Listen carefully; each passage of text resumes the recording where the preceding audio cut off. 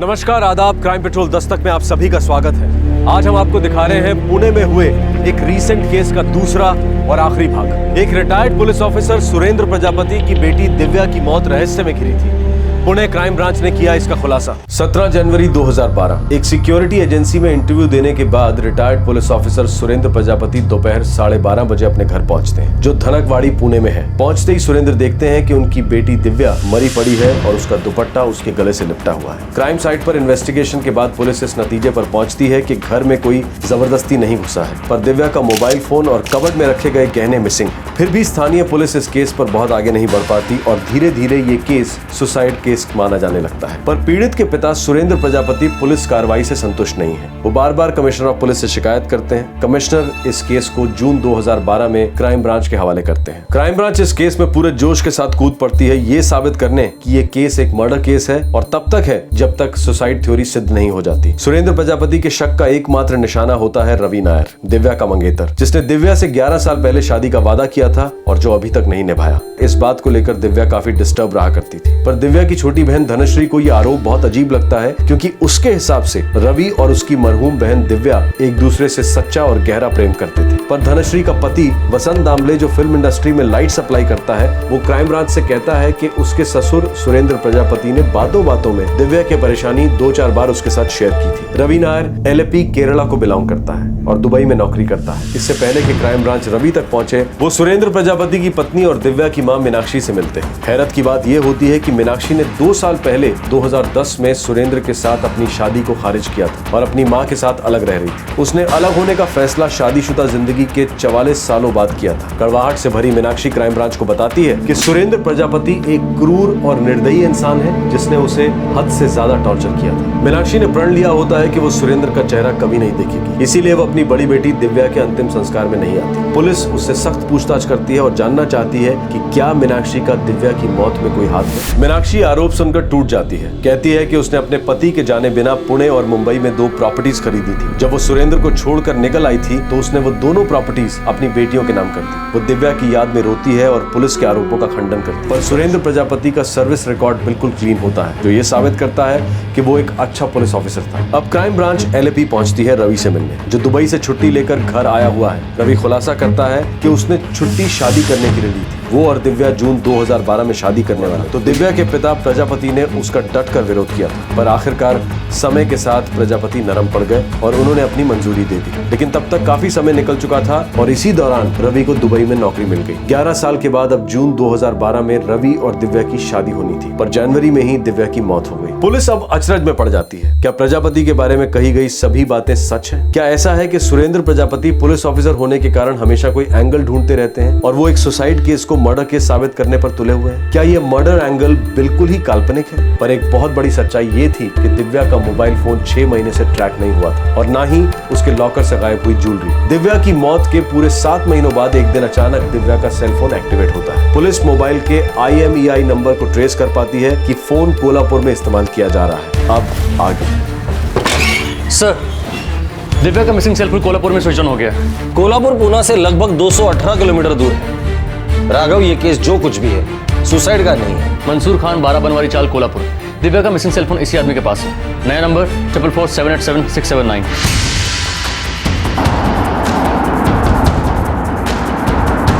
पुणे से फोन गायब हो गया और कोल्हापुर पहुंच गया। राघव, पता करो इस प्रजापति फैमिली का कोल्हापुर से क्या कनेक्शन है। Yes sir.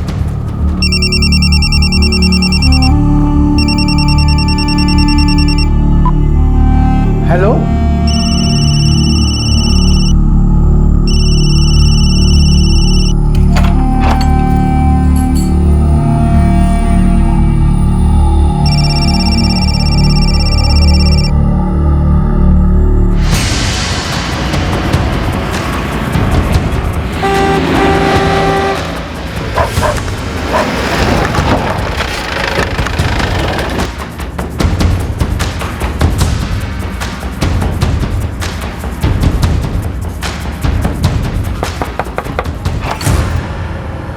जी मंसूर को बुलाओ।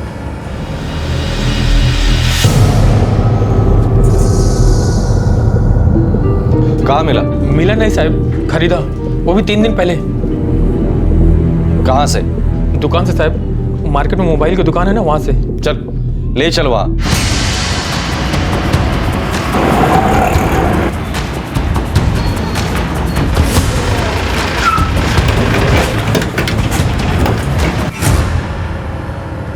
हो साहब, मैंने ये पीस मंसूर भाई को बेचा था। ये पीस तुम्हारे पास कहां से आया गौतम?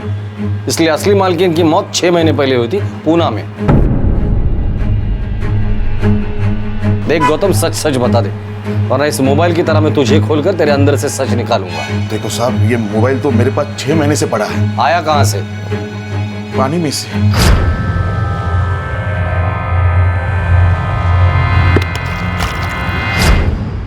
पूरा डिब्बा हो गया था साहब, पूरा सर्किट बदलना पड़ा।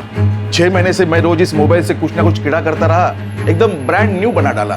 फिर 2 हफ्ते में चालू हो गया साहब। फिर तूने ये मंसूर को बेच दिया? मंसूर भाई को पसंद आया, मैंने बोला ठीक है, अभी इतनी मेहनत की है, 4 पैसे आएंगे, तो मैंने पीस इसे बेच दिया। साहब मुझे इसके बारे में कुछ नहीं पता था, पसंद आया मैंने खरीद डाला। गौतम, ये फोन खुद पानी में से तैरकर तुम्हारे पास आया था क्या? सुनील ने इसे पानी में से निकाला और 150 रुपए में मुझे बेचा। ये सुनील कौन है? सुनील शेवड़े साहब, यही बाजू के चाल में रहता है।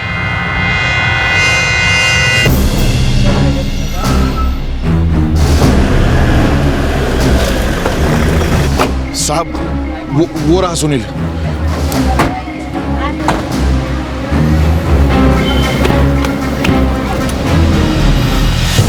कहाँ मिला? अरे खरं काय ते सांग बाबा, सच बोल। अरे पुणे में किसी मरी हुई औरत का फोन है। ये मुझे पंचगंगा में मिला साहब। पंचगंगा नदी? हो साहब। सच बता दे, वरना उसी नदी में डुबा दूंगा तुझे। आई शपथ साहब, मैं और चाली के लड़के नदी पे हर दिन जाते। उधर पास ही में एक फेमस मंदिर है, उधर ऊपर ब्रिज पे से भक्त लोग नीचे नदी में चढ़ावा फूल बिल सब फेंकते।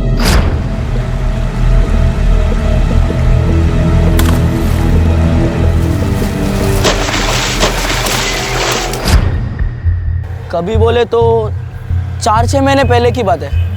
नहीं, उससे भी पहले, जनवरी के टाइम। लेकिन ये तेरे ही हाथ में कैसे आया? नसीब से साहब, ऊपर से बक लोग जो भी फेंकते हम लोग डुबकी लगाते, जो हाथ में लगा अपना रख लेते या बेच देते, 2 पैसा भी मिल जाता है साहब। मेरे हाथ में ये फोन आया।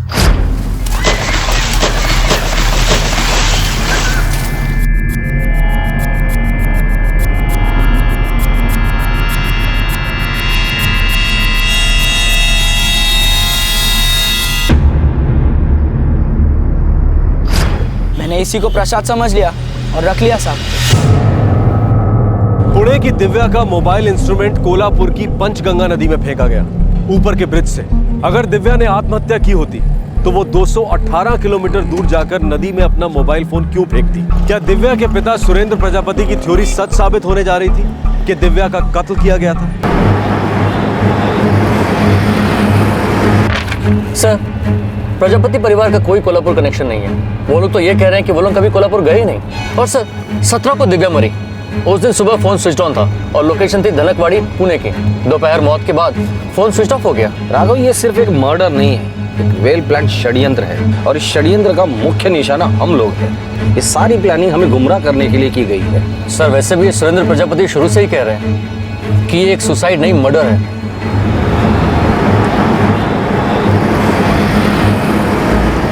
राघव, सुरेंद्र प्रजापति एक रिटायर्ड पुलिस ऑफिसर है। उन्होंने इस षड्यंत्र को सूंघ लिया था।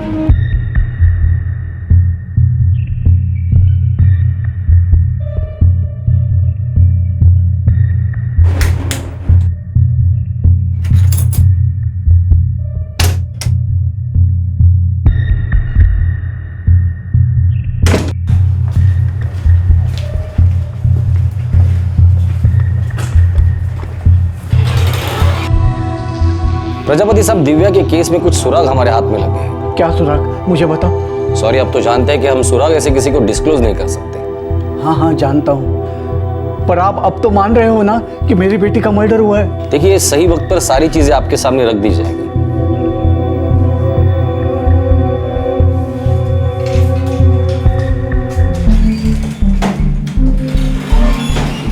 सर, कोल्हापुर के हर ज्वेलरी शॉप में खबरियों को रेड अलर्ट पर लगा दिया है। गुड। इस दिव्या के केस में कोल्हापुर के किसी बंदे का कोई ना कोई तो कनेक्शन जरूर है, बस वो हाथ लग जाए, ये केस क्रैक करके ही रहेंगे।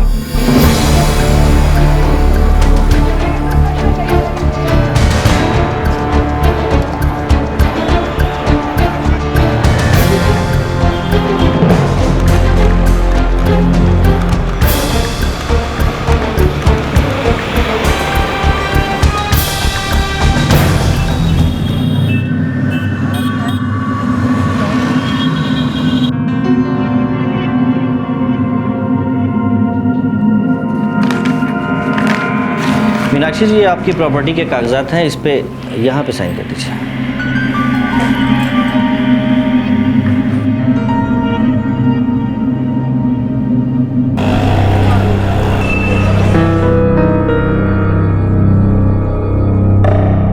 भाई ने दूसरा घर भी मेरे नाम पे ट्रांसफर कर दिया।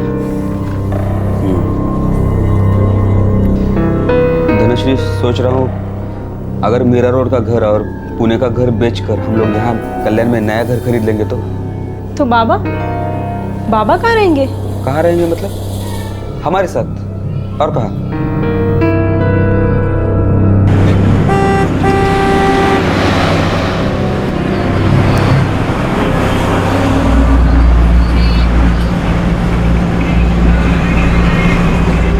मेरी मीनाक्षी तुमसे नहीं मिलना चाहती। मुझे भी कोई शौक नहीं आई साहब। वो मेरे घर के साथ खिलवाड़ कर रही है। बात तो मैं करके रहूंगा। बात करने के लिए बचा ही क्या है अब? एक बात समझ लो, वो घर तुम्हें कभी नहीं मिलेगा। मेरा घर मुझे नहीं मिलेगा? मेरे साथ फ्रॉड किया, मेरी मेहनत की कमाई से घर खरीदा, पर नाम खुद का लिखा, जॉइंट नाम से नहीं खरीदा। अब इस उम्र में मेरे हाथ में क्या आया? कुछ नहीं। मैं कैसे जीऊंगा? तुमने कभी किसी को जीने दिया? अब तुम जियो या मरो, मुझे कोई फर्क नहीं पड़ता। तेरी तो धोखा कौन सा कर तुझा? अगर मेरी मीनाक्षी को हाथ भी लगाया, चल निकल।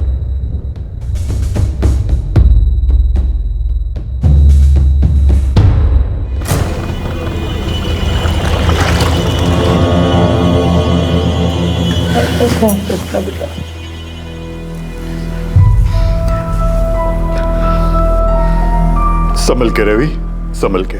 आप भी अपना ख्याल रखना। जो हुआ वो बहुत बुरा हुआ, लेकिन तुम्हारे सामने सारी जिंदगी पड़ी है।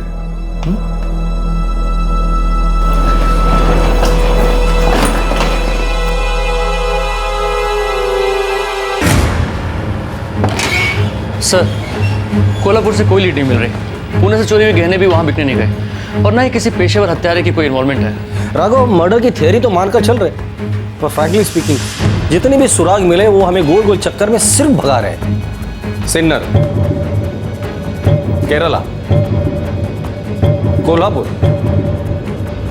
सर, सुरेंद्र प्रजापति एक एक्स पुलिसमैन रह चुके हैं। हो सकता है उन्होंने षड्यंत्र को पहले ही भांप लिया हो, या ये भी हो सकता है कि ये वाकई एक सुसाइड केस हो, मगर सुरेंद्र प्रजापति इसे एक मनगढ़ंत मर्डर केस इमेजिन कर रहे हो। पूना से 218 किलोमीटर दूर कोल्हापुर पंचगंगा नदी में उसने किसी को मोबाइल फेंकने के लिए भेजा होगा, जबकि दिव्या का कोल्हापुर में जान पहचान का कोई नहीं है। नहीं रहा, वो एक्स पुलिसमैन है। वो अच्छी तरह से जानता है कि मोबाइल ट्रैकिंग अच्छे अच्छे क्रिमिनल्स को पकड़वा सकती है। मानता हूं सर, लेकिन 17 जनवरी 2012 को दिव्या का सेलफोन फेंका गया, ठीक उसी दिन जिस दिन दिव्या की मौत हुई।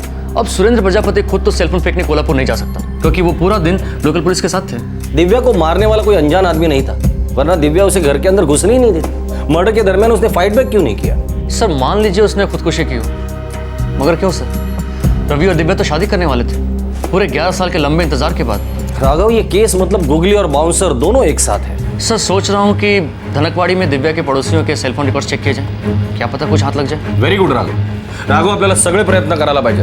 एक काम करो, Ganesh cooperative housing society Dhankawadi area के जितने भी मोबाइल टावर है सबको कांटेक्ट करना। 17 जनवरी 2012 के सुबह 10 बजे से लेकर 12 बजे तक जितनी भी कॉल रिकॉर्ड है सबकी लिस्ट मंगाओ। पुणे और मीरा रोड के फ्लैट को लेकर पारिवारिक ड्रामा पूरे पीक पर था, लेकिन क्राइम ब्रांच की इन्वेस्टिगेशन टीम अभी तक किसी निष्कर्ष पर नहीं पहुंच पा रही थी। लेकिन पुलिस को बार बार यह महसूस हो रहा था कि उन्हें गुमराह किया जा रहा है, और इन्हीं सारे कंफ्यूजन में से पुलिस ने तहकीकात का एक नया मोर्चा खोला।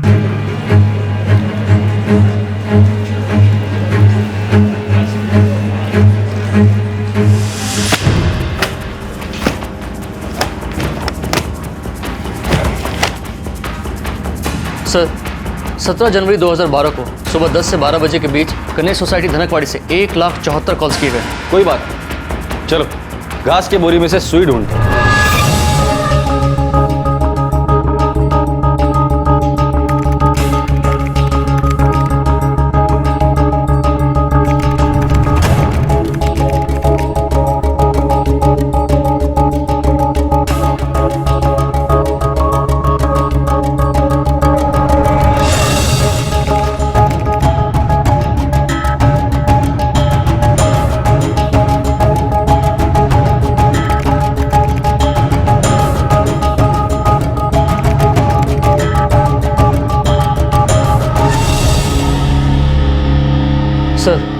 इन सारे कनेक्शंस में से एक भी कनेक्शन ऐसा नहीं है जो प्रजापति परिवार के किसी भी सदस्य से कनेक्ट होता हो। अगर ये मर्डर था तो ये हद से ज्यादा बारीकी से प्लान किया गया है। इन 57,000 सिम कार्ड में से 12 सिम कार्ड ऐसे हैं जो अगले दिन स्विच ऑफ हो गए, यानी 18 जनवरी 2012, दिव्या की मौत के ठीक अगले ही दिन। सर, ऐसा भी तो हो सकता है कि इन 12 सिम कार्ड में से शायद कोई हमारे काम का हो। इतने दूर आ ही गए तो 12 कदम और चल ही लेते।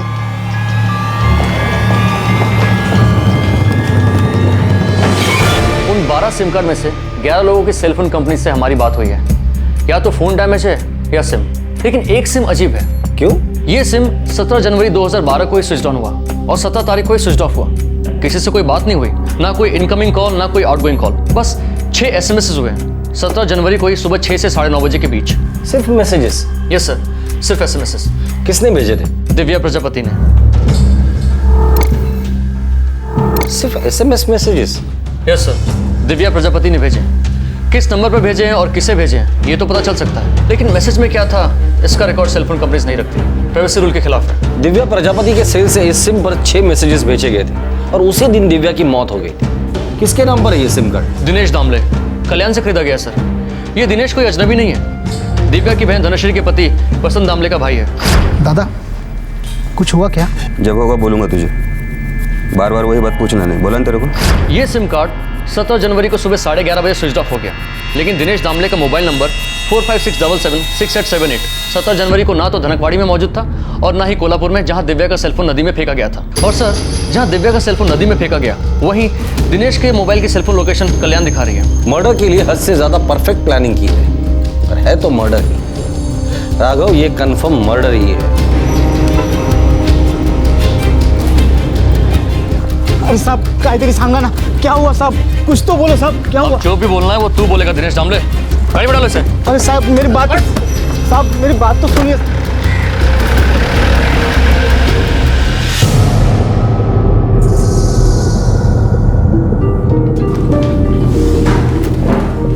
कोल्हापुर कहाँ है? बोल ना, कोल्हापुर कहाँ है? कोल्हापुर कहाँ है कोल्हापुर? अपने महाराष्ट्र में साहब। पुणे से कोल्हापुर तक का डिस्टेंस बोल। पता नहीं साहब। कैसे गया था? बस से गया था, टैक्सी से, या खुद की गाड़ी है तेरी? कहाँ साहब? ये पंचगंगा नदी, उसके ऊपर ब्रिज है। बस से कहाँ उतरा था या बस से ही फेंक दिया था? ये नदी में फेंका था ना? हाँ बोल दामले, स्टोरी बोल, मुझे स्टोरी सुननी है और असली कहानी बोल। बोल दामले, बोल।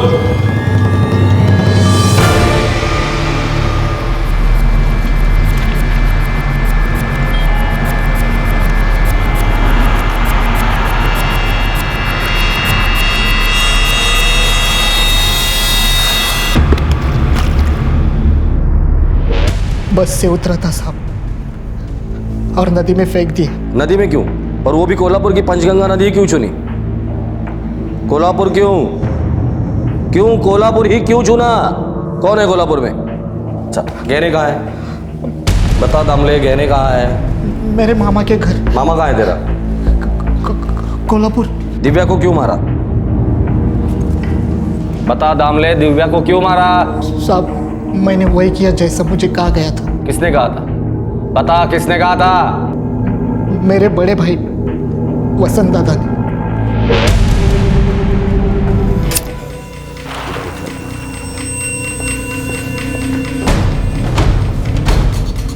चल चल।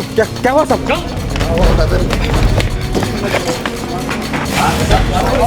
अरे चल, कुछ तो बताओ सर, क्या हुआ? बताता हूँ। सर। अरे क्या हो रहा है, कोई मुझे बताएगा? चलो जेल जाके पता चलेगा। अरे छोड़ो, मैंने किया क्या है?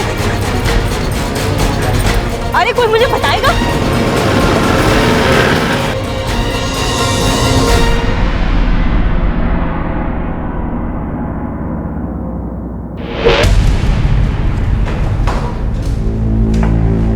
अपने आप से बोलेगा या बुलवाने का इंतजाम करूं? दिव्या को क्यों मारा? फटाफट बोल, दिव्या को क्यों मारा? मुझे इन सब के बारे में कुछ नहीं मालूम साहब, कुछ नहीं मालूम। तो तुम्हारी आई ने ऐसे ही अचानक से पूना वाला फ्लैट तुम्हारे नाम पे कर दिया? साहब, आई ने ऐसा क्यों किया मुझे नहीं मालूम, मुझे सच में कुछ भी नहीं मालूम।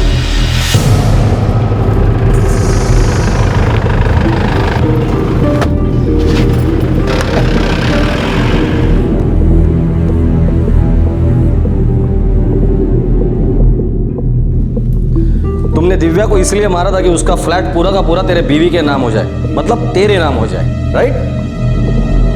या और कोई वजह थी?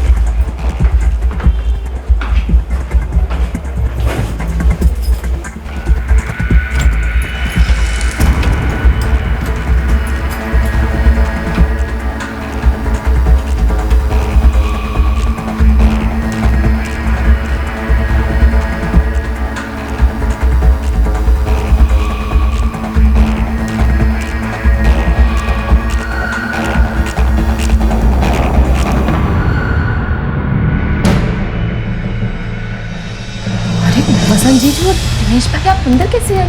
दिव्या तो कुछ बात करनी थी आपसे। हाँ, पर आप अंदर कैसे आए? और तुम्हारे प्लान के मुताबिक मीनाक्षी जी ने फ्लैट तुम्हारी बीवी धनश्री के नाम पे कर दिया, राइट? मीनाक्षी जी, ये आपकी प्रॉपर्टी के कागजात हैं, इस पे यहाँ पे साइन कर दीजिए।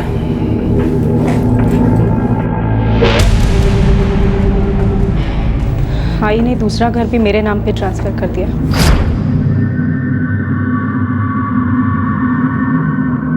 पूरी प्लानिंग की गई है। पहले दिव्या को मार डालो, फिर उसकी सारी प्रॉपर्टी धनश्री के नाम ट्रांसफर करवा लो। आई तुझे शपथ, मुझे नहीं पता था कि वसंत इन सबके पीछे है। मैंने तुझे घर दे दिया था ना, क्यों धनश्री? आई देवा शपथ, मैं सपने में भी नहीं सोच सकती थी कि वसंत दिव्या ताई को मार डालेगा। आई मेरा विश्वास कर, मुझे कुछ नहीं पता था। धनश्री को इसके बारे में कुछ आइडिया नहीं है कि हम लोगों ने क्या किया ऐसा। सच में उसे कुछ नहीं मालूम। ये सारा कांड तुम दो भाइयों ने मिलकर किया? प्लानिंग सारी मेरी थी साहब, सिर्फ मेरी। नहीं नहीं नहीं, ऐसा हो ही नहीं सकता। इतनी अकल तो तेरे में है ही नहीं। सच बता, और कौन शामिल था इसमें? मीनाक्षी प्रजापति, रवि नायर या और कोई था? जल्दी बोलो।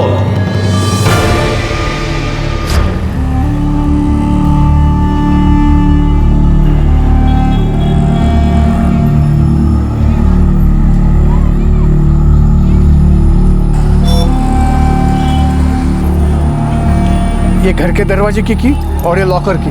उसका मोबाइल लेने मत भूलना, उस पे सारे SMS होंगे। नहीं भूलेंगे। अपने मोबाइल साथ में नहीं ले ना?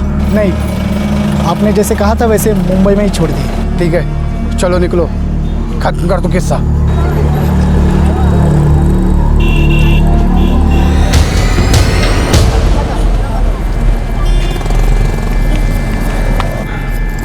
हो गया? हो गया। उसका मोबाइल ले लिया ना? हाँ, ले लिया। चलो निकलो।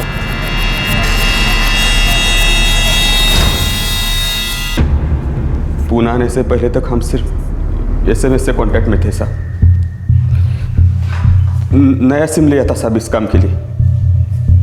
मेरे ससुर प्रजापति साहब दिव्या के मोबाइल से रिप्लाई करते थे। उन्होंने बोल कर रखा था कि फोन कॉल बिल्कुल मत करना।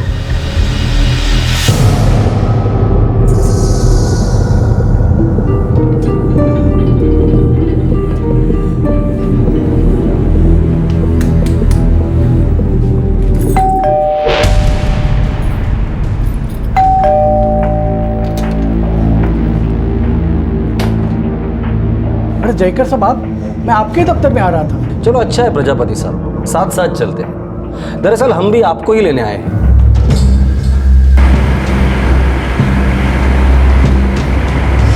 कुछ पता चला? इन्वेस्टिगेशन कहाँ तक पहुंची? बहुत आगे तक पहुंचे प्रजापति साहब, बहुत आगे तक। प्रजापति साहब, आपने अगर जोर नहीं दिया होता ना तो ये केस कभी सॉल्व ही नहीं होता। एक सुसाइड केस बनकर रह जाता बंद फाइलों में। मतलब ये मर्डर केस है, राइट? पकड़ो उस रवि नायर को। प्रजापति साहब, एक कहावत है, आदमी ढिंडोरा तब पीटता है जब वो चाहता है कि लोगों का ध्यान उसकी तरफ जाए, या फिर तब वो दूसरी किसी आवाज को दबाना चाहता है। क्या मतलब?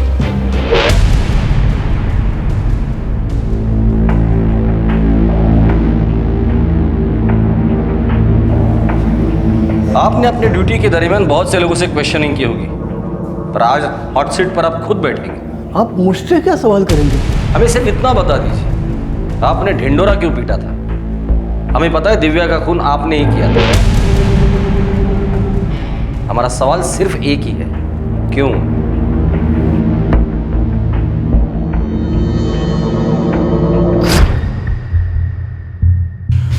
वो रवि आया था। सुना है जून की डेट फिक्स हो रही है। पूरे 11 साल के बाद शादी कर रहा है दिव्या से। छुट्टी भी लेने वाला है। ससुर जी, बहुत दिनों से एक बात कीड़े की तरह दिमाग में घुस रही है, लेकिन सोच रहा हूँ बोलूँ या नहीं बोलूँ। अबे इतना बोला है तो बोल ही डाल, नहीं तो मेरे दिमाग में कीड़ा आ जाएगा कि साले क्या बात थी। दिव्या ताई की शादी हो गई तो उसके बाद आपका क्या होगा?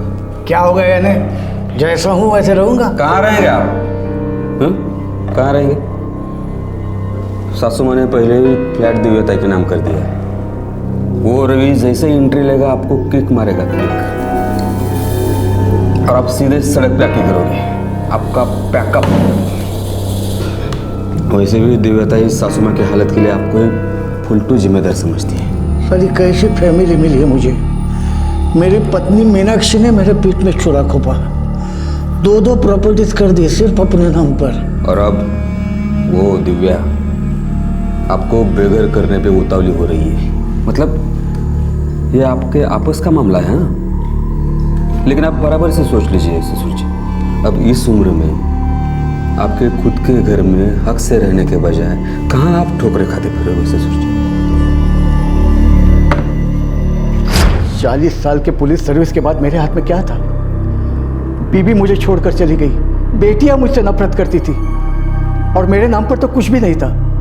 सर छुपाने के लिए छप्पड़ नहीं था, और सब लोग मुझसे ऐसे पेश आते थे जैसे मुझ पर एहसान कर रहे हैं।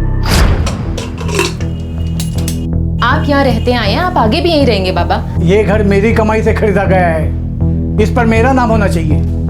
अगर ऐसा ही है बाबा, तो फिर आप मुझे एक बात बताइए,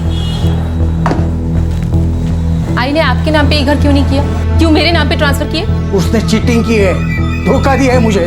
नहीं बाबा, आप सच सुन सकते हैं तो सुनिए। आप शराबी हैं, लोगों को जानवरों की तरह मारते हैं। अगर आई आपके नाम ये घर कर देती ना, तो आप उसको और हम दोनों को घर के बाहर निकाल सकते थे। मैं इतना बड़ा राक्षस हूँ तो क्यों रहती है मेरे साथ? क्यों नहीं चली गई अपने आई के साथ? चली जाती, लेकिन उसने साथ चलने के लिए नहीं कहा, क्योंकि आपने उसको इतना टॉर्चर किया कि उसके अंदर की ममता मर गई। जिंदा लाश बना के रख दिया था आपने। वो कभी महसूस ही नहीं कर पाई कि जो तकलीफ वो बर्दाश्त कर रही थी वही तकलीफ हम भी झेल रहे थे। और इस सबकी जिम्मेदार आप हैं बाबा, आप। चुप कर, नहीं तो एक लगाऊंगा कान के नीचे। हाथ उठाने के अलावा आप कर ही क्या सकते हैं बाबा? देखा जाए तो मुझे और धनुश्री को भी आप ही की तरह होना चाहिए, बदतमीज और बेशरम। लेकिन मैंने मेरे खून की गंध को बाहर निकाल दिया है, जो मुझे आपके हिस्से से मिली थी। मैंने हमेशा आपको पिता का मान दिया है, देती हूँ और देती रहूंगी। आपको घबराने की जरूरत नहीं है, आप इस घर में आराम से रह सकते हैं, कोई नहीं निकालेगा आपको। लेकिन ये घर मैं आपके नाम नहीं करूंगी।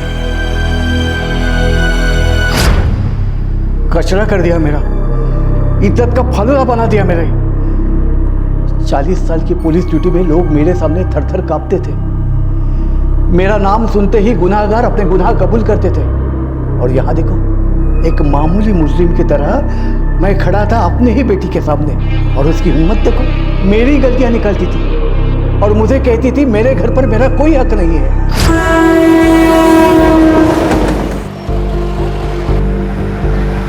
दिव्या घर मेरे नाम पर कभी नहीं करेगी वसंत। मैंने आपको बोला था ससुर जी, दिव्या आपको एक दिन घर से निकाल देगी, बोला था ना।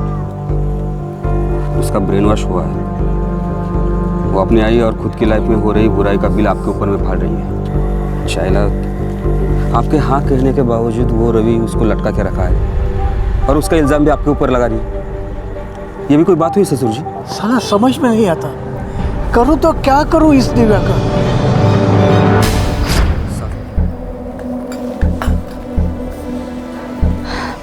आहो, वैसे तो हम लोग यहाँ पर मज़े में हैं, पर जब कभी ऐसा लगा कि यहाँ जम नहीं रहा तो हम लोग मीरा रोड वाले घर में जाकर रहेंगे। अपना ही तो है, मस्त है ना? काहे का मस्त है? हाँ, तेरी आई ने दिव्या को 2 BHK दिया और तुझे सिर्फ 1 BHK। हंसा काहे बोलता है? दिव्या ताई बड़ी है ना मुझसे। हाँ, तू छोटी है, औकात से भी छोटी है, लेकिन तेरी ज़रूरतें बड़ी है। उसका वो रवि दुबई में सर्विस करता है, बड़े बड़े नोट छापता है। अपने पास क्या है? 2 BHK मिलता है तो कुछ सुकून मिलता है। बस मुझे इस बारे में और कोई बात नहीं करनी। आई ने जो कुछ भी दिया है सही दिया है और सोच समझ कर दिया है। अब दुनिया इधर की उधर हो जाए, मैं ना आई से झगड़ा करूंगी ना ताई से। तेरे इसी अंधे प्यार का फायदा उठाया उन्होंने, तेरी आई और ताई ने। कुछ भी मत बोलते जाइए। मैं, आई और ताई, हमारे रिश्ते को आप कभी समझ ही नहीं सकोगे। पापा का सालों का दर्द हम सब ने मिलकर सहा है। उस दर्द की डोर से बंधे हुए हैं हम। कोई भी हमारे रिश्ते में फूट नहीं डाल सकता।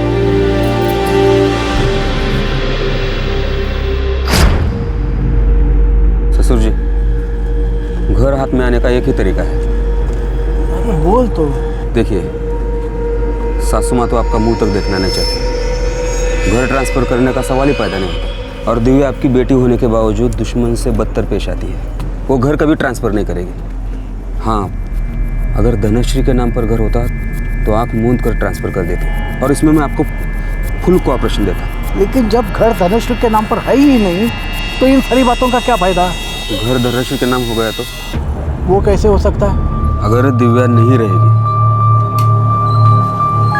तो सासू माँ धनश्री के नाम पर घर ट्रांसफर कर देगी और धनश्री से डायरेक्ट आपकी झोली में। दिव्या नहीं रहेगी? दिव्या नहीं रहेगी का क्या मतलब? कहाँ जाएगी वो? ससुर जी, आप इतने साल पुलिस में रहे हैं, कुछ तो सोचिए, कुछ तो तोड़ निकालिए। मैं हूं ना आपके साथ।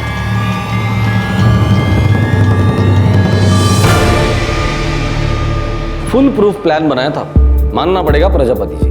और वो जोर जोर से चिल्लाना कि ये सुसाइड नहीं मर्डर है, वो तो मास्टर स्ट्रोक था आपका। इससे तो जिंदगी भर आपका कोई शक ही नहीं कर पाता।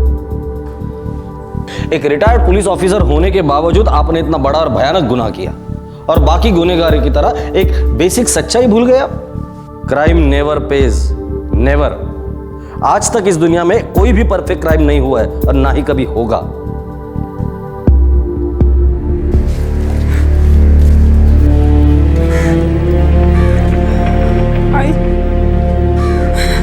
आई तुझे दिव्या ताई को अपने साथ ले जाना चाहिए था। क्यों नहीं ले गई उसे अपने साथ? क्यों आई? बहुत बड़ी भूल हो गई मुझसे। खूब मोटी चूक झाली ग।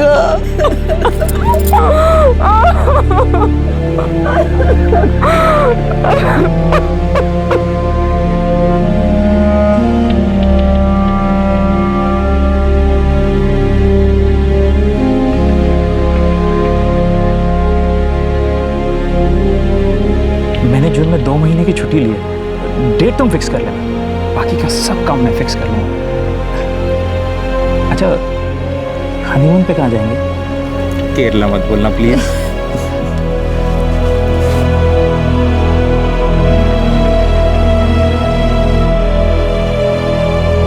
एक बाप इतना इनसिक्योर हो गया था कि उसने अपनी ही बेटी को मरवा दिया। उस बेटी को जो जल्द ही अपने प्रेमी के साथ शादी करके अपने नए जीवन की शुरुआत करने वाली थी। एक बाप जो कभी अपनी पत्नी और अपनी बेटियों के साथ किसी भी तरह के स्नेह और इज्जत का रिश्ता नहीं जोड़ पाया और अपने जीवन के संध्या काल में अपने सर से छत छिन जाने के डर से एक बहुत बड़ा जुर्म कर बैठा। अपनी सालों की प्रोफेशनल ट्रेनिंग के सहारे एक परफेक्ट क्राइम करने निकल पड़ा। परफेक्ट क्राइम एक मिथ्या है। मुजरिम चाहे जो भी कर ले, लेकिन चोरी पकड़ी ही जाती है। फिर प्लान चाहे जो भी बनाए, चाहे वो कानून का रखवाला हो या बागी हो, जुर्म से कभी किसी को लाभ नहीं होता। Retired police officer Surendra Prajapati, उसका दामाद वसंत दामले और वसंत का भाई दिनेश दामले फिलहाल पुलिस कस्टडी में है। सुरेंद्र प्रजापति ने बार बार इन्वेस्टिगेशन के लिए जोर दिया ताकि पुलिस गुमराह हो जाए, ये केस कभी हल ना हो पाए और अनसॉल्व केसेस की फाइल में हमेशा के लिए गुम हो जाए। लेकिन ऐसा नहीं हुआ। जनवरी 2012 में जुर्म हुआ और नवंबर 2012 में मुजरिमों को बेनकाब किया गया। पूरे 10 महीने लगे इस केस में, लेकिन ये केस अनसॉल्व नहीं रहा। कुछ लोगों को यह भी लग सकता है कि अगर प्रजापति चुप रहता तो शायद कभी सच सामने ही नहीं आता और ये एक सुसाइड केस माना जाता और फाइल क्लोज हो जाती। लेकिन ऐसा नहीं होता। इस केस का डूबा हुआ सुराग दिव्या का मोबाइल फोन कभी ना कभी एक्टिवेट होता और ये सारा का सारा षड्यंत्र अपने आप सामने आ जाता। जी नहीं, हम नियति के चमत्कारों की बात नहीं कर रहे हैं, हम दिव्य शक्तियों द्वारा न्याय करने की बात भी नहीं कर रहे हैं। हम बात कर रहे हैं जीवन के एक मूलभूत नियम की। मुजरिम अपने जुर्म को लाख छुपाने की कोशिश करे, मिटाने की कोशिश करे, लेकिन जुर्म की निशानियां, उसके धब्बे मिटाए नहीं मिटते।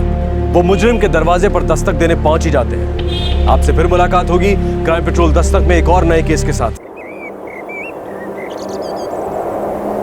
अंग्रेजी में कहावत है, dust thou art, to dust returnest, अर्थात हम मिट्टी के बने हैं और मिट्टी में ही समा जाएंगे।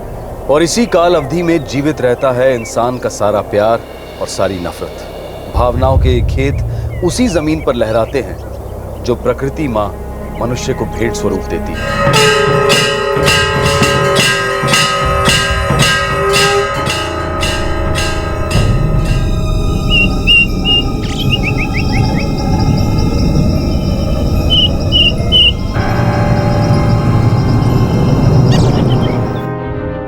जिसका पति 3 महीने से गायब हो, वो सब्र कैसे कर सकता है इंस्पेक्टर? हम हर मुमकिन कोशिश कर रहे हैं माधुरी जी, और हमें यकीन है कि हम गोविंद राजपूत को ट्रेस कर ही लेंगे।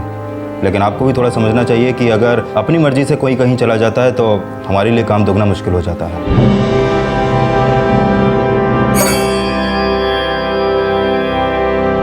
उत्तर मुंबई के बोरीवली इलाके का निवासी आकाश वर्मा साल 2008 से गायब था। उसी इलाके का एक और निवासी गोविंद राजपूत भी सन 2010 से गायब था। दोनों मिसिंग फाइलें 2012 तक ज्यों की त्यों पड़ी रही। दोनों मिसिंग व्यक्तियों की कोई खबर नहीं थी। दोनों के लापता होने की दस्तक अभी गूंजनी बाकी थी।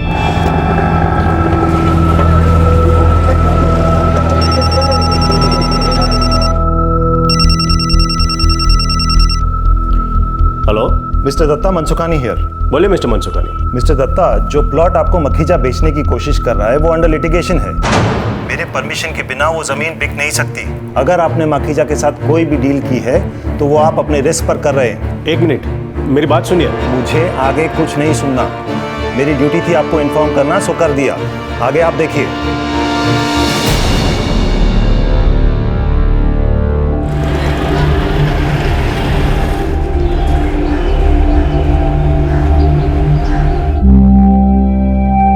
संभल के जाना और बड़ौदा पहुंचते ही फोन करना। सबसे पहले फोन, समझ गए? हाँ हाँ, मैं सबसे पहले फोन करूंगी और मम्मी जी की चिंता बिल्कुल मत कीजिएगा। और मम्मी, आप शादी अटेंड करके तुरंत वापस आना, एक्सटेंड मत करना। हाँ चारू, देखो, एक तो ये नया घर है, मैं और सुनील 2-4 दिन बाहर खाकर एडजस्ट कर लेंगे, उससे ज्यादा नहीं होगा भाई। क्यों? अच्छा बाबा, एक्सटेंड नहीं करूंगी। और सुनिए, फ्लैट के रेनोवेशन का पूरा ध्यान रखिएगा। ओके। ठीक है? और मैंने शैलेश भाई को ग्रेनाइट के कुछ सैंपल्स दिए हुए हैं, ध्यान दीजिएगा कहीं पे फलता हुआ ग्रेनाइट ना लगा दे। जी मैडम। पक्का ना? पूरा ध्यान दीजिएगा फ्लैट पे। ओके मैडम, और कुछ नहीं, बस चले। माफ। चलो, अपना ध्यान रखना। Bye bye, see you.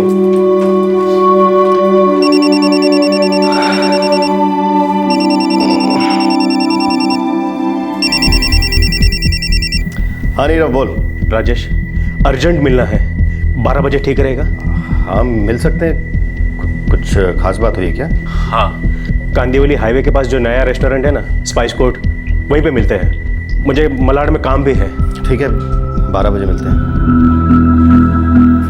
क्या हो पापा, कोई टेंशन है? नहीं, कुछ नहीं।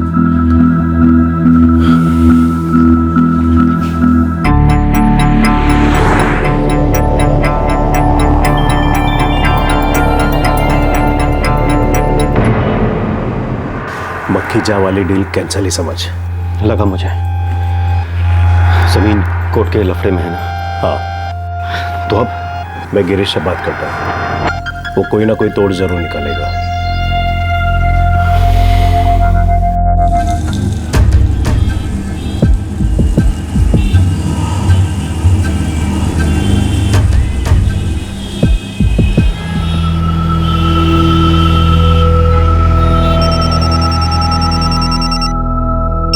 अरे इस समय कौन है? मैं देखती हूँ। निर्मला, कोई ब्रोकर हो ना तो कहना जगदीश भाई खाना खा के सो गए। राजेश का फोन है। हाँ राजेश बोल। हाँ जगदीश गनत्रा। कौन बोल रहा है? ये आपके भाई राजेश गनत्रा का एक्सीडेंट हो गया है। क्या? कहाँ?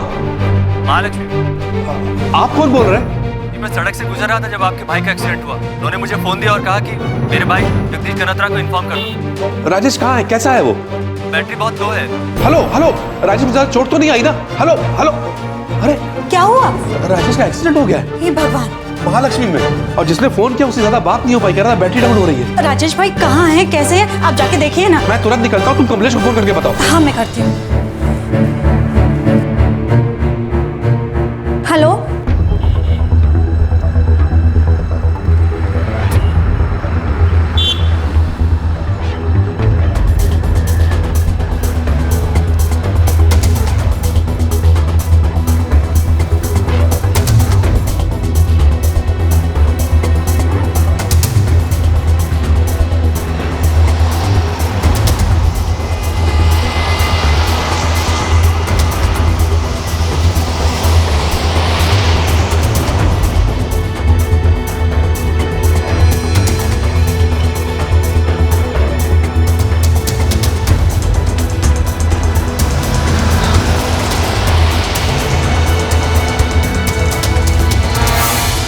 मैंने Jaslok, Bhatia, JJ, Balaji, saint George सभी हॉस्पिटल चेक किए, कहीं कुछ नहीं मिला।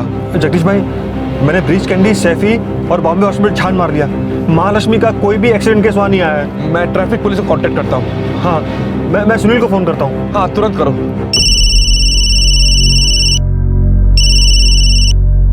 हाँ कमलेश काका। सुन सुनील, एक बैड न्यूज़ है। तेरे पापा का एक्सीडेंट हो गया है। एक्सीडेंट? कहाँ पे? कुछ सीरियस तो नहीं है ना? अभी कुछ पता नहीं सुनील। जगदीश काका को तेरे पापा के सेल से फोन आया था कि महालक्ष्मी में उनका एक्सीडेंट हो गया है। किस हॉस्पिटल में है? वही तो पता नहीं चला सुनील।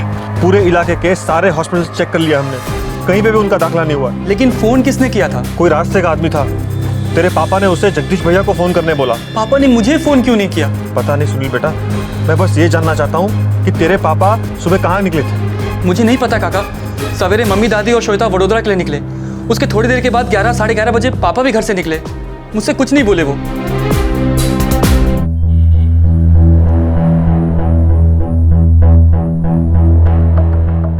नहीं साहब, महालक्ष्मी जोन से कोई भी इनोवा के एक्सीडेंट केस रिपोर्ट नहीं हुई है। ठीक है, तो आप बता रहे थे कि आपका भाई राजेश गनात्रा बोरीवली में रहता है। हाँ साहब, रात 8:30 बजे उस आदमी ने राजेश के फोन से मुझे फोन किया था और उसके बाद से उसका फोन स्विच ऑफ आ रहा है। अभी तो 11 बजे हैं। अगर मैं आपकी जगह होता तो बोरीवली पुलिस स्टेशन में उसकी मिसिंग रिपोर्ट दर्ज कराता।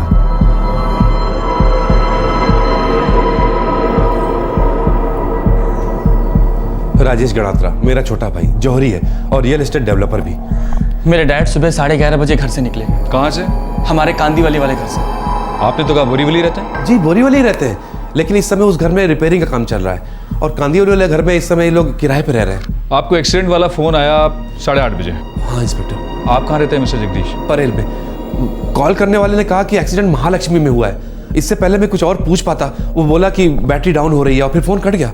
फिर मैंने अपने छोटे भाई कमलेश को फोन किया। सर, हम दोनों ने साउथ मुंबई का हर हॉस्पिटल छान मारा, राजेश भाई कहीं भी एडमिट नहीं हुए थे। फिर मैंने सुनील को फोन किया ये पता करने के लिए कि राजेश भाई सुबह कहाँ के लिए निकले थे। इंस्पेक्टर साहब, हम ट्रैफिक हेडक्वार्टर्स भी जाके आए, लेकिन वहां भी कोई एक्सीडेंट केस रजिस्टर हुआ ही नहीं था। सुबह तक वेट करते हैं। हो सकता है जिसने भी कॉल किया उसने गलती से महालक्ष्मी बोला या फिर आपने गलत सुना हो। हम लोग भी पता लगाते हैं, शायद किसी और इलाके के हॉस्पिटल में हो। और हाँ, राजेश गनात्रा की एक तस्वीर लगेगी आइडेंटिफिकेशन के लिए। 29 अप्रैल 2012 ऐसा लग रहा था कि जौहरी और real estate developer Rajesh Ganatra का एक्सीडेंट हो गया है, पर उसके भाई और उसके परिवार वालों को उसका कोई पता नहीं मिल रहा था। और इस एक्सीडेंट की खबर राह चलते एक आदमी ने राजेश के मोबाइल फोन से ही दी थी। एक्सीडेंट की सुबह घर से निकलते वक्त राजेश किसी टेंशन में था। एक जमीन की डील को लेकर परेशानी चल रही थी। इस जमीन की डील ने दस्तक दी राजेश के गुमशुदा होने की, पर इस हादसे के असली इशारे सालों पहले दिए गए थे।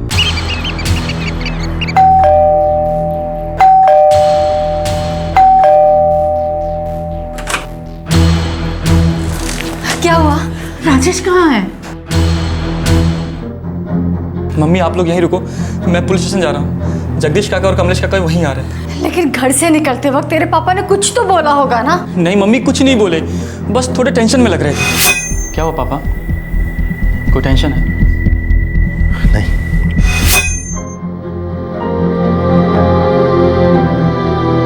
हम राजेश के ऑफिस भी गए थे, लेकिन कल वो ऑफिस गया ही नहीं था।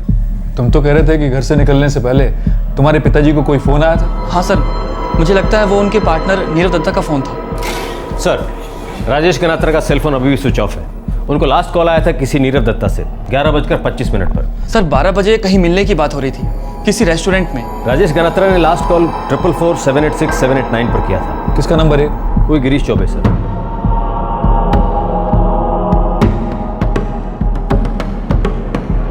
नीरव दत्ता को लाओ। सर।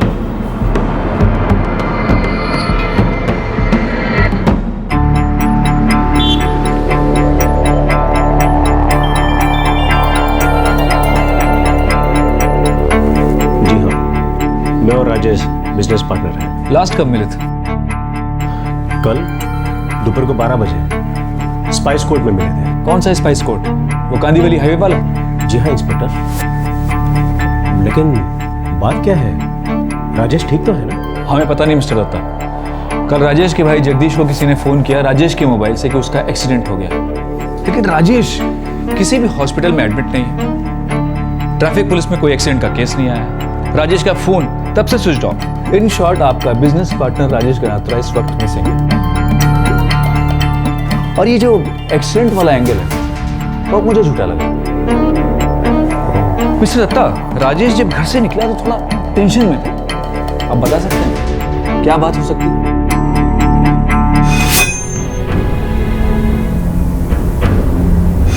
मैं और राजेश एक प्लॉट खरीदना चाहते थे विरार के पास।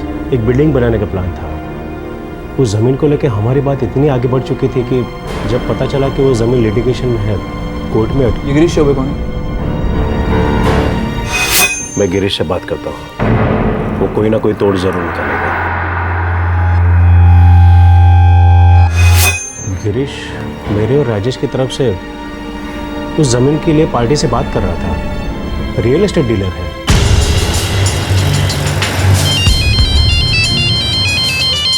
जी, कल मिला था मैं राजेश भाई से करीब 12:30 बजे। क्या? जी जी, मैं आता हूँ अभी तुरंत। सुशील, मैं पुलिस स्टेशन होके आ रहा हूँ, तू यहाँ संभाल।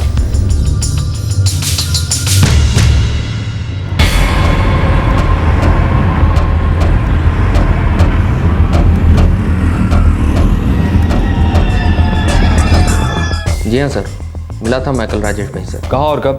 सर कांदीवली ईस्ट में स्पाइस कोर्ट रेस्टोरेंट है, करीब 12:30 बजे वहाँ पर। कितनी देर के लिए मिले थे? यही कोई 15-20 मिनट। उसके बाद राजेश कहाँ गया? पता नहीं सर, वो अपने रास्ते गए, मैं अपने रास्ते। मुझे लगा वो अपने ऑफिस गए होंगे, कांदीवली वेस्ट में उनका ऑफिस है। नहीं, वो अपने ऑफिस नहीं गया था। फिर पता नहीं सर, लेकिन बड़ी अजीब सी बात है। तुम राजेश गनात्रा के लिए लैंड डील कर रहे थे? जी। क्या डील थी? और उस दिन तुम दोनों में क्या बात हुई?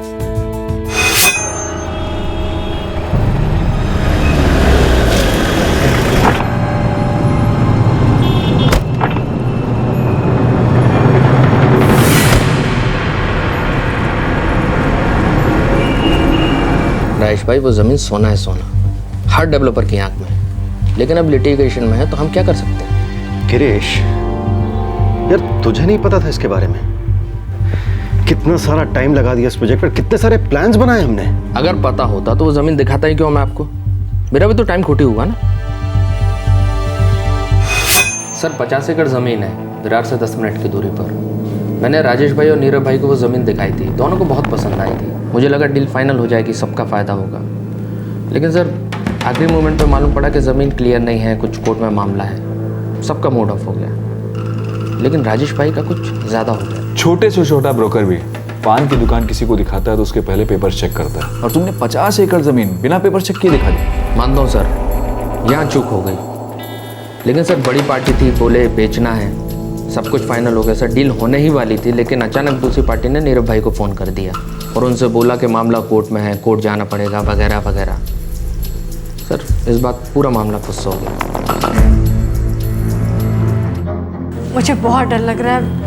मैं कह रही हूँ कि बात ना कुछ और ही है। 2 दिन हो गए, मुझे तो लगता है कि हमारे राजेश को किसी ने किडनैप किया होगा।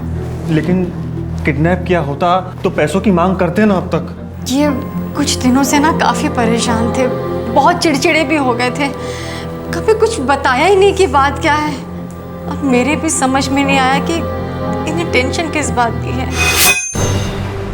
देखो मैंने कहा ना मुझे नहीं पता, और मुझे इससे कोई फर्क भी नहीं पड़ता है। अरे मेरी गलती कहाँ है? मेरे तो लेने के देने पड़ गए ना।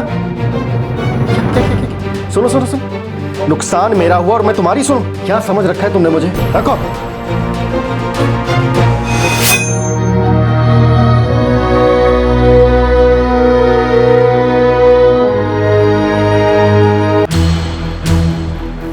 इंस्पेक्टर, वो जमीन जितनी मखीजा की है उतनी मेरी भी। मेरी रजामंदी के बिना वो 1 इंच भी नहीं बेच सकता। ये देखिए, मामला कोर्ट में है और जब तक कोई फैसला नहीं हो जाता कोई उस जमीन को टच भी नहीं कर सकता। पहले कोर्ट का परमिशन लगेगा, फिर मेरा परमिशन, तब और सिर्फ तब कोई डील हो सकती है। आपने नीरव दत्ता को फोन किया था? हाँ, करना ही पड़ा, मेरी ड्यूटी थी, वरना उनको तो कभी जमीन मिलती नहीं, फालतू में इतना मेहनत करते। और अगर मखीजा उनसे पैसे लेता वो तो गैर कानूनी हो जाता ना। इंस्पेक्टर, मुझे भी उतना ही मालूम था जितना राजेश को। हम लोग साथ में डील करते थे, पार्टनर्स थे। मेरी समझ में ये नहीं आ रहा है कि आप फालतू में मुझ पे क्यों शक कर रहे हो। हम किसी पे शक नहीं कर रहे हैं मिस्टर दत्ता, सिर्फ पूछताछ कर रहे हैं। हम ये जानने की कोशिश कर रहे हैं कि राजेश गनात्रा कहाँ है, या फिर उनके साथ क्या हुआ है या क्या किया गया है। सेलफोन अभी भी स्विच ऑफ ही है सर, और अनट्रेसेबल भी। और हाँ सर, राजेश गनात्रा की वाइफ चारुलता गनात्रा से भी बात हुई। उन्होंने कहा कि कुछ दिनों से वो टेंशन में थे, उन्हें शक है कि शायद किडनैपिंग हुई होगी। ना ना, किडनैपिंग का केस होता तो अब तक रैंसम कॉल आ जाती। एक डील होते होते रह गई, इसमें किडनैपिंग का एंगल कहाँ से आने लगा? बोलकर स्टोरी कुछ और ही है। कोई असली कहानी छुपाकर दूसरी कहानी पेश कर रहा है। कौन है और क्यों कर रहा है, ये हम पता लगाएंगे।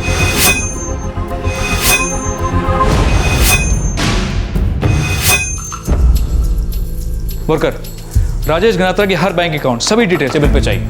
Jewellery business, real estate business, धंधे की छोटी से छोटी डिटेल सभी चाहिए मुझे। Yes sir. एक लैंड डील नहीं हुई और बंदा ही गायब हो गया, जरूर कुछ लोचा है। 1 हफ्ता निकल गया, राजेश गनात्रा के गायब होने के केस में कोई लीड नहीं मिला था, कोई अंदाजा नहीं मिल रहा था कि उसके साथ क्या हुआ था। और फिर अचानक पुलिस के सामने 2 बड़े सुराग आ गए। ये दोनों सुराग राजेश गनात्रा के उस फ्लैट से मिले थे जिसका रेनोवेशन हो रहा था, और राजेश के बैंक ट्रांजैक्शन ने भी पुलिस के कान खड़े कर दिए।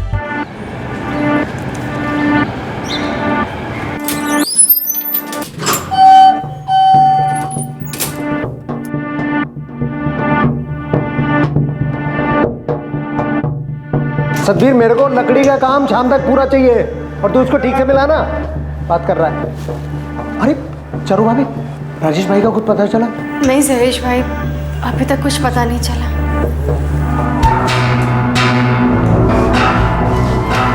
हाथ चलाना क्या कर रहा है?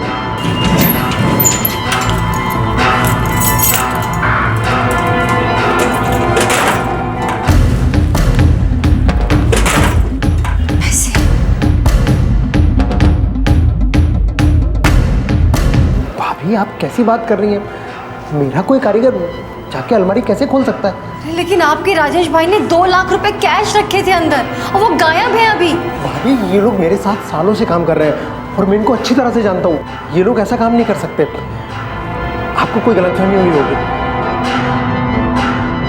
क्या 29 अप्रैल रात 10:30 बजे राजेश गनात्रा ने अपना क्रेडिट कार्ड यूज किया? हाँ इंस्पेक्टर साहब, उसका बैंक का ट्रांजैक्शन तो यही दिखा रहा है। लेकिन जगदीश भाई, शाम 8:30 बजे एक आदमी राजेश के मोबाइल से आपको फोन करता है कि राजेश का एक्सीडेंट हो गया, और 2 घंटे बाद उसका क्रेडिट कार्ड इस्तेमाल किया जाता है। वही तो, आप देखिए ना, आप खुद देखिए।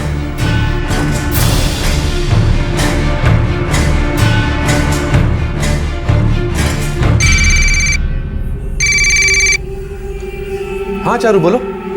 क्या?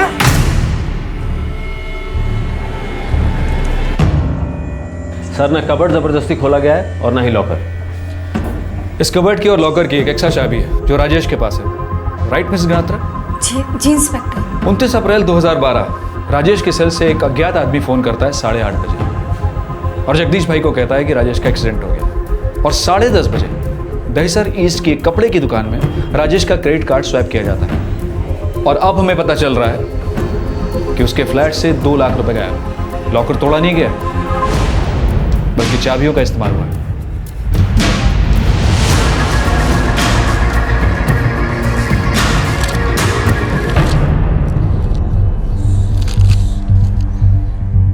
ये तो राजेश गनात्रा का नाम लिखा है।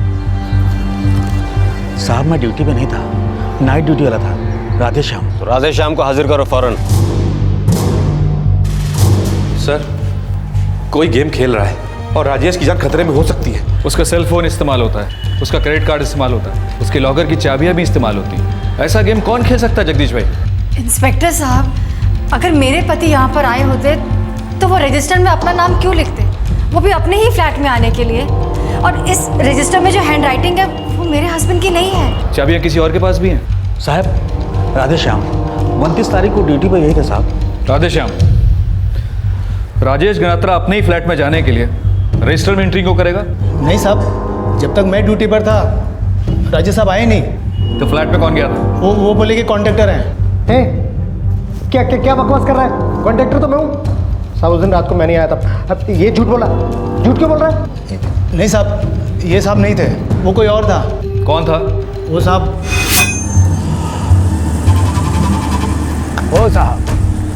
कहाँ जाना है? 301। 301 में तो काम चल रहा है और घर के लोग सब बाहर गए हैं। जानता हूँ भाई, मेरे ही आदमी काम कर रहे हैं। मैं कॉन्ट्रैक्टर हूँ, देखने आया हूँ कितना काम हुआ और कितना बाकी है। ठीक है साहब, एंट्री कर दो। उसने जो नाम लिखा, नंबर लिखा, वो तुमने चेक नहीं किया? नहीं साहब, चेक नहीं किया, गलती हो गई साहब।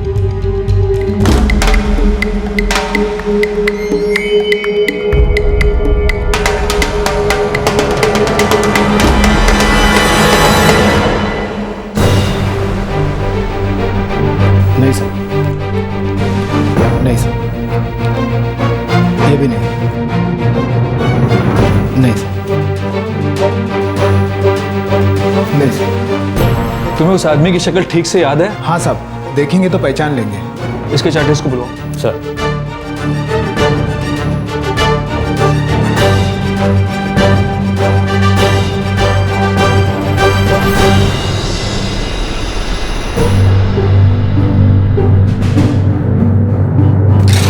Sir, A to Z garment store, Dahisar east, यही राजेश का क्रेडिट कार्ड इस्तेमाल हुआ था।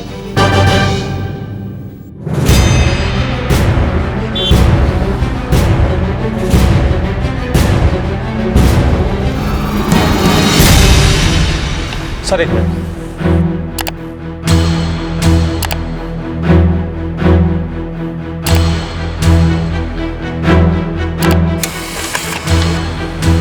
सर ये रहा, 6 शर्ट लिए थे उसमें रात 10:35 पर और तारीख थी 29 अप्रैल 2012। सीसीटीवी कैमरा नहीं है आपकी दुकान में?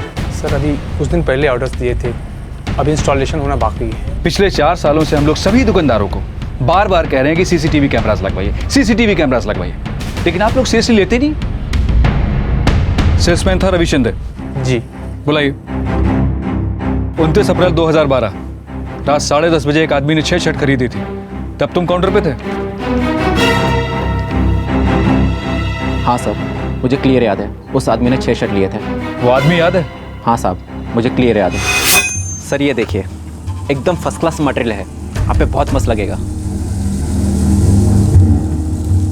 ये पैक कर दे। सर एक नया रेंज है, आप पे बहुत सूट करेगा। अबे ओ, तूने सुना मैंने क्या बोला?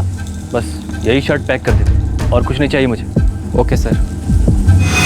सर मुझे वो आदमी इसलिए याद है क्योंकि आज तक इतने जल्दी 6 शर्ट किसी ने नहीं खरीदे थे।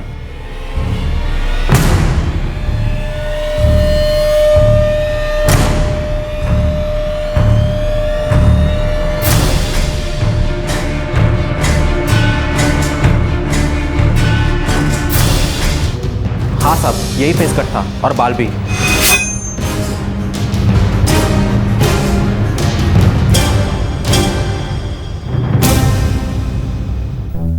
तू जा, जरूरत पड़ेगी दोबारा बुलाएंगे। ठीक है साहब।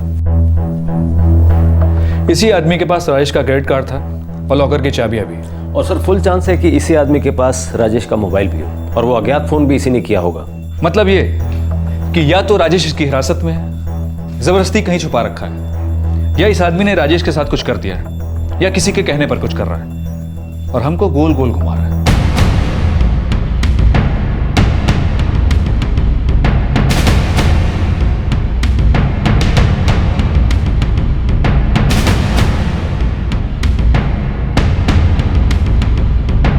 और राजेश खुद भी तो ऐसा करवा सकता है सर। हम लोगों ने जिन जिन लोगों को क्वेश्चन किया है सबकी जन्म कुंडली निकलवाओ और इस स्केच को सारे पुलिस स्टेशन सर्कुलेट करवा दो। कोई कमीना हम पर बाउंसर पे बाउंसर डाल रहा है।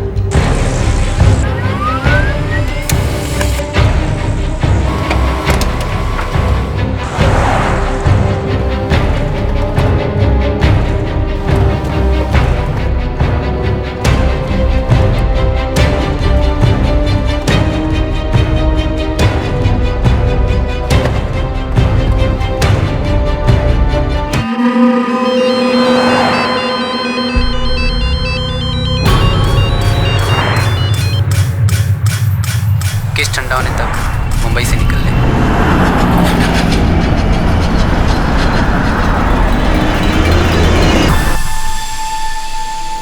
चारू, कुछ तो हिंट दिया होगा। क्या टेंशन क्या थी? कुछ नहीं पता भैया, सच बता रही हूँ, कुछ भी नहीं पता। ये विरार वाली जमीन को लेकर टेंशन हुआ था ना? सुनो सुनो सुनो, नुकसान मेरा हुआ और मैं तुम्हारी सुनो। क्या समझ रखा है तुमने मुझे? रखो। हाँ काका, काका आप नीरव अंकल से बात कीजिए ना। हाँ काका, उस सुबह भी पापा नीरव अंकल से यही बात कर रहे थे और उनसे बात करने के बाद फ़ोन से मिलने के लिए निकल पड़े। मुझे लगता नहीं कि किसी ने किडनैपिंग की है। अगर ऐसी कोई बात होती तो अब तक फ़ोन आ जाता कि इतने लाख दो वगैरह। मैं नीरव से बात करता हूँ। मुझे लग रहा है कि वो कुछ छुपा रहा है।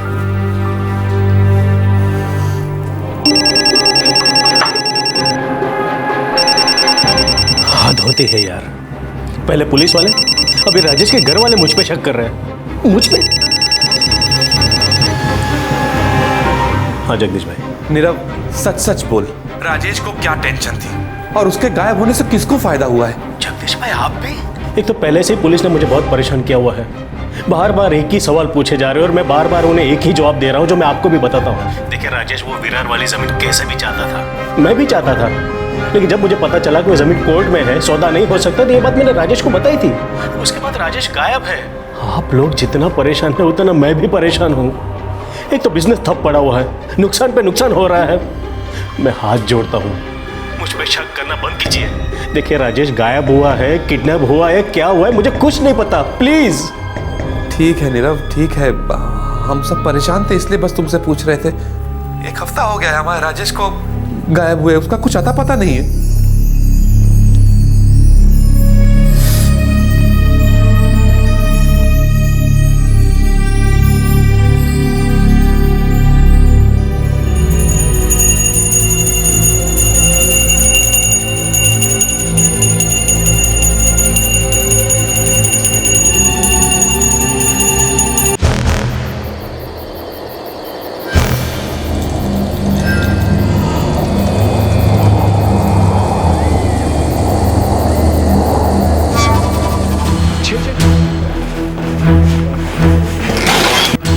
जगदीश गनात्रा, ये भी रियल एस्टेट बिजनेस में ही है। आबू धाबी में भी एक रियलिटी डेवलपमेंट फर्म है। परेल में ये रहता है अपनी फैमिली के साथ। कमलेश गनात्रा, सबसे छोटा भाई, रियल एस्टेट बिजनेस में ही है। बोरीवली में अपनी फैमिली के साथ रहता है। तीनों भाई रियल एस्टेट में डील करते हैं? दरअसल राजेश गनात्रा का मेन बिजनेस ज्वेलरी है। उसका एक मैन्युफैक्चरिंग यूनिट भी है। पिछले 4 साल से रियल एस्टेट बिजनेस में है। और ये नीरव दत्ता राजेश गनात्रा का दोस्त है। जब राजेश गनात्रा ने रियल एस्टेट में एंटर किया तो वो उसका पार्टनर बन गया। गिरीश चौबे? इसकी फिल्मी स्टोरी है सर। ये उत्तर प्रदेश को बिलोंग करता है। 22-23 साल पहले मुंबई आया। शुरुआत की भाड़े का ऑर्डर चलाकर, उसके बाद धीरे धीरे ये किसी प्रॉपर्टी ब्रोकर का असिस्टेंट बन गया, फिर ब्रोकर बन गया। करते करते वो नॉर्थ मुंबई की रियल एस्टेट बिजनेस का सबसे बड़ा प्लेयर बन गया। यहाँ भी शुरुआत की फ्लैट और दुकान को किराए पर चढ़ाने से। अब तो बड़े बड़े बिल्डर्स के साथ उठता बैठता है, प्रॉपर्टी की डीलिंग्स करता है, करोड़ों में खेलता है। प्रॉपर्टी डील्स में सब कुछ सीधा नहीं होता बोलकर हम सब जानते हैं। गिरीश जिस जमीन का सौदा राजेश और नीरव के साथ कर रहा था वो भी करोड़ों की थी सर। वो लिटिगेशन में थी, कोर्ट में 2 पार्टियां उस पर लड़ रही थी। सर मनसुखानी का पार्टनर मखीजा आया था प्रस्ताव लेकर कि ज़मीन बेचनी है, ग्राहक ढूंढो। सच कहूँ सर, मुझे मालूम था कि मामला कोर्ट में है, लेकिन मखीजा बोला कि अगर एक बार बोली लगेगी तो Mansukhani out of court settlement करेगा। सर इसी भरोसे मैंने राजेश भाई और नीरव भाई को ज़मीन दिखाई। दोनों को कुछ बड़ा करना था। और मनसुखानी ने टांग अड़ा दी। सर अपनी लाइन में ऐसा होता है, जब किसी को ऑफर किया गया पैसा पसंद नहीं आता, मन नहीं भरता या और पैसा चाहिए, तो किसी भी बात पर अड़ जाते हैं और डील कैंसिल कर देते हैं। राजेश गनात्रा इस लाइन में 4 साल से, उसने भी ऐसा होता देखा होगा पहले, ये लास्ट मिनट पे डील कैंसिल होना। ज़रूर देखा होगा साहब, यही बात तो अपन को समझ में नहीं आई। एक डील कैंसिल हो गई तो इतना परेशान काहे हुए राजेश भाई? और सच कहूँ साहब तो 29 तारीख को जब मैं राजेश भाई से मिला था, जिस दिन से वो गायब, उस दिन वो किसी भी परेशानी में नहीं लग रहे थे। मेरी रोज़ की तरह उनसे बात हुई।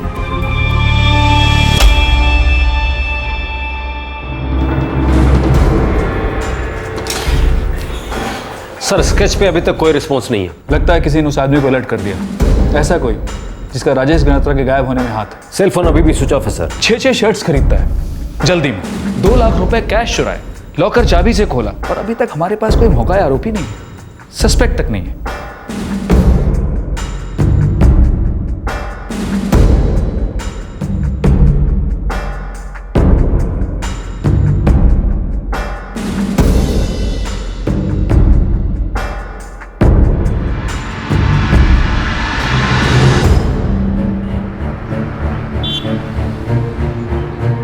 कमिश्नर साहब 1 महीना हो गया है, हमारा भाई राजेश अब तक गायब है। और अब बोरीवली पुलिस स्टेशन की मिसिंग फाइल्स में हमारे भाई का केस दफन होकर रह गया। सर उसका क्रेडिट कार्ड यूज हुआ है, उसके लॉकर की चाबी यूज हुई है, लॉकर से कैश गायब है। लेकिन सर इसका ये मतलब नहीं कि राजेश खुद से कहीं चला गया है। सर वो इस तरह का आदमी है ही नहीं। सर कुछ अर्जेंट बेसिस पे करवा दीजिए, हो सकता है हमारे भाई की जान खतरे में हो।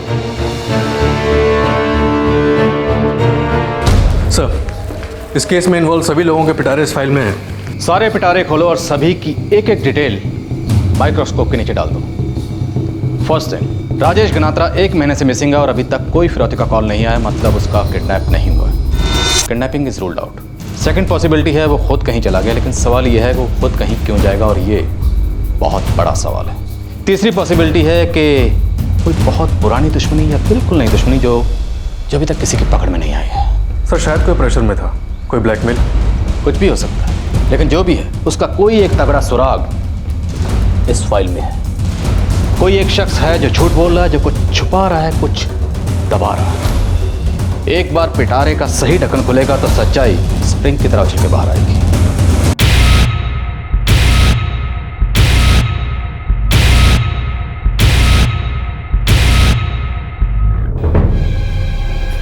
क्या हो पापा, कोई टेंशन है?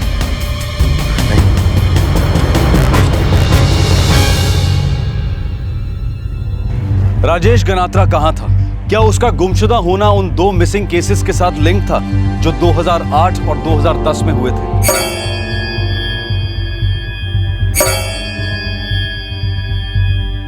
कहीं ऐसा तो नहीं था कि किसी को लोगों को गायब करने की लत लग गई थी, कोई विकृत सुकून मिलता था उसे? राजेश गनात्रा का cell phone, credit card, under renovation घर की चाबियां, उसके कबर्ड और लॉकर की चाबियां, ये सभी चीजें इस्तेमाल हुई थी। अब इस केस की चाबी वो अनजान शख्स था जिसने इन सभी चाबियों का इस्तेमाल किया था। कल रात क्राइम ब्रांच इस केस का खुलासा करेगी और कल रात 11 बजे राजेश गनात्रा के गायब होने के केस में कुछ गड़े मुर्दे उखड़ेंगे। इस तरह के और भी एपिसोड देखने के लिए हमारे चैनल को सब्सक्राइब करें और बेल आइकन दबाना ना भूलें।